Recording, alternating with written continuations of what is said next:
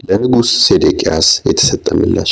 የይሁዳ ንጉሥ ሴዴቅያስ የመልኪያን ልጅ ጳስኮርን እንዲሁም የሜስያን ልጅ ካህኑን ሶፎንያስን ወደ እርሱ በላከ ጊዜ ቃል ከእግዚአብሔር ወደ ኤርምያስ መጣ። የተላኩትም እንዲህ ብለውት ነበር። የባቢሎን ንጉሥ ናቡከደነጾር ሊወጋን ስለሆነ እባክህን ፈጥነህ እግዚአብሔርን ጠይቅልን። ምናልባት ንጉሡ ከኛ ይመለስ ዘንድ እግዚአብሔር እንደ ቀድሞ ታምራት ያደርግልን ይሆናል ብለው ነበር። ኤርምያስ ግን እንዲህ አላቸው፣ ለሴዴቅያስ እንዲህ ብላችሁ ንገሩት፣ የእስራኤል አምላክ እግዚአብሔር እንዲህ ይላል፣ ከቅጥሩ ውጪ የከበቧችሁን የባቢሎንን ንጉሥና ባቢሎናውያንን ለመውጋት በእጃችሁ የያዛችሁትን የጦር መሳሪያ በእናንተው ላይ አዞራለሁ። ወደዚህችም ከተማ ሰብስቤ አስገባቸዋለሁ። እኔ ራሴ ለቅጣት በተዘረጋ እጅና በብርቱ ክንድ በቁጣና በመዓት በታላቅም መቅሰፍት እወጋቸዋለሁ። በዚህች ከተማ የሚኖሩትን ሰዎችንም ሆኑ እንስሳትን እመታለሁ፣ እነርሱም በታላቅ መቅሰፍት ይሞታሉ።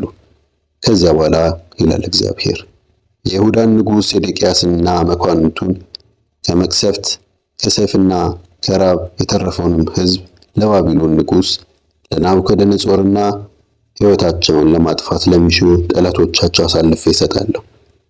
እርሱም በሰይፍ ይመታቸዋል፣ አያዝንላቸውም፣ አይራራላቸውም፣ አይምራቸውምም። በተጨማሪም ለዚህ ሕዝብ እንዲህ በል፣ እግዚአብሔር እንዲህ ይላል፣ እነሆ የሕይወትን መንገድና የሞትን መንገድ በፊታችሁ አድርጌአለሁ።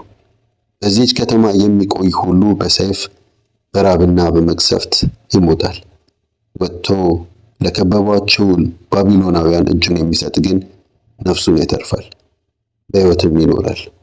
በዚህች ከተማ ላይ በጎ ሳይሆን ክፉ ለማድረግ ወስኛለሁ ይላል እግዚአብሔር።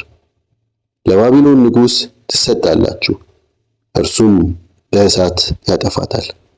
ለይሁዳ ንጉሥ ቤትም እንዲህ በል፣ የእግዚአብሔርን ቃል ስሙ፣ የዳዊት ቤት ሆይ፣ እግዚአብሔር እንዲህ ይላል፣ ካደረጋችሁት ክፋት የተነሳ ቁጣዬ እንዳይቀጣጠል ማንም ሊያጠፋው እስከማይችል እንዳይነድ በየማለዳው ፍትሕን አድርጉ።